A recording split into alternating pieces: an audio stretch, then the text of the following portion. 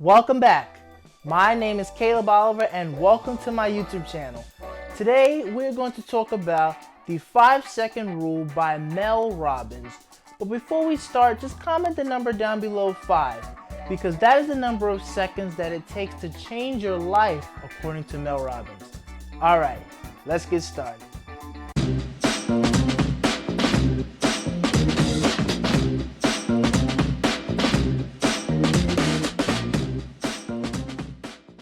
So the author, Mel Robbins, is a public speaker, and a few years ago she was struggling in her life.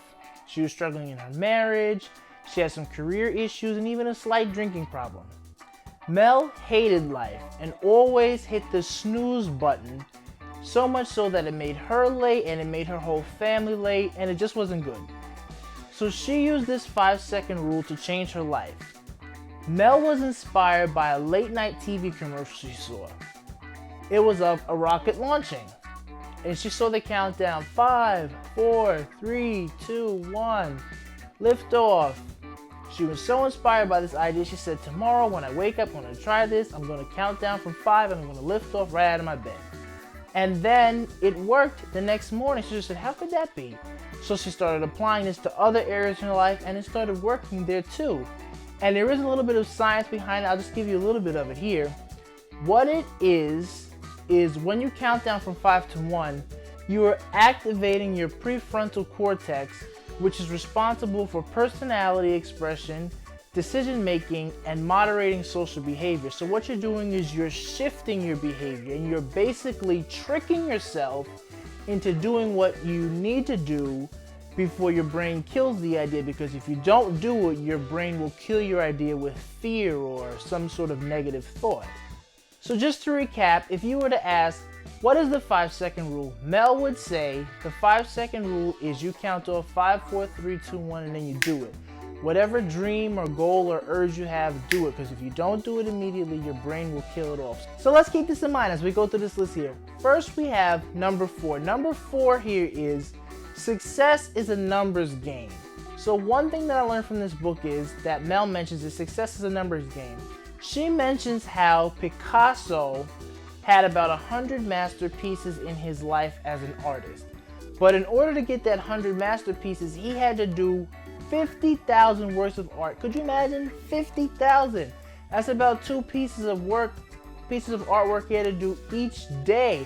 That's wild. So the idea here is you need to use this 5-second rule so that way you will be able to achieve your goals. You need to keep going, because you might not be successful the first time around, but the idea is to start so that you get to your goal much more quickly versus procrastinating and you never get there. So start. It's a numbers game.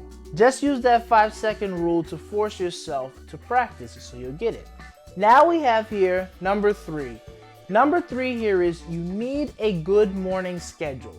So you need to use the 5-second rule to get out of bed like Mel. She had issues getting out of bed, but first you got to get out of bed, use the 5-second rule, get out of bed. We need to stop hitting the snooze button. This is important because when we hit the snooze button and go to sleep, just for that extra 10 or 15 minutes, it can take up to 4 hours for our body to recover from that. And basically that's because when we sleep in cycles. So when you hit snooze, your body thinks, okay, I can go back to sleep for another 90 minutes. That's about how long the sleep cycle is. But you're only sleeping for a few minutes. So in order to come out of that funk, your body needs like 4 hours. So don't do that. It's important. As soon as the alarm rings, count down 5, 4, 3, 2, 1, get up and start your day. You'll thank yourself for it later because you'll be most productive. That's the next tip here. Your peak productivity is the first 2 to 3 hours that you're awake. So it's important that you craft that time out and you carve it out. Do something important there. Meditate, exercise, work on your side business. That way when the day starts, you can say you got some work done. Otherwise, you're going to waste those hours just getting ready for the day, and that's just not worth it. So make sure you use your morning time correctly. And before we move on, I just want to say, if you're getting any value out of this video, just be sure to click the like button. Also be sure to click subscribe and turn on the notification bell. That way you're notified the moment I post my next video. And just comment the number down below 5 because that's what we're talking about today, the 5-second rule. I really appreciate you doing this because doing these things really supports my channel. It helps my channel get pushed to a larger audience, and I sincerely thank you for that. Okay, so let's keep it moving here. Now we have number 2. Number 2, something else I learned from this book here is say it. So what this idea here is use the 5-second rule to calm yourself and then say what your heart feels, because you'll never know if you get the chance to say that thing again. So the idea that we have here, the example we have here is there's a woman that wrote into Mel for the book, and she said that she saw a family friend. His name was Josh. He was home visiting for Christmas break. Now the woman saw her, the family friend, and she thought about waving, but he was too far away in the store. She said, I'll see him later. So a few days later, she did see him later, but he was again far away. She said, oh no, I'll keep him in my thoughts and prayers, but he's too far away. And then very unfortunately, sometime later, it was around New Year's Day, he actually passed away. So during the funeral, as she was recapping, as everybody says their little thing during a funeral, she was saying, I wish I said hi. So the point here is when you feel something inside of you saying something or to do it, go do it. You need to follow your heart, as Mel would say, because you never know if you're going to get this opportunity again. So count down 5, 4, 3, 2, 1, and then say it. You'll be so much more blessed for it because you got it off your chest, and it was important to get it off your chest in the moment. Now we have the big one. We have number 1. Number 1 here is reduce/eliminate anxiety. So it's important that you reframe anxiety as excitement, because you can do that for your body to trick your body. What you need to do is you need to tell your body you're excited, and then you will calm down, and then you can actually perform and just act a little bit more normally. So Mel does this. Mel is a public speaker, and she's been speaking for a while, but she says she still gets nervous. And what she does to get over this nervousness, instead of saying, oh my goodness, I'm nervous, she tells herself, I'm excited. And then her body can kind of calm down from there, because she's reframed in her mind that she is actually excited about being on stage. So this is a cool way to trick your mind to actually perform better for you. And she took it a step further. It was either her or somebody else she knew, but somebody in the book here, they actually suffer from panic attacks, unfortunately. But this works for them too, because when they have a panic attack, their body gets very worried about something, but nothing really happened on the outside. And then because nothing's happening on the outside, they get even more worried, and it just puts them in a spiral, unfortunately. So Mel says, when this is happening, you can trick yourself, okay, I'm just excited. And you reframe your mind, and then you can calm your body down because you gave your body an explanation. So who knew that just counting down 5, 4, 3, 2, 1, and then changing your mindset would have such a wide and such a broad and vast actually difference in your life. So it can really help. It's really a big deal. And here are just a few ways that this has helped some people in the book. So for one, it helped somebody meet a girl in a bar. So there was a guy, his name was Tim. He came in the bar with his 3 friends. They're talking, and he sees the girl across the bar. He's thinking, should I do this? But he uses the 5-second rule. 5, 4, 3, 2, 1. Then he goes over to her, starts talking to her.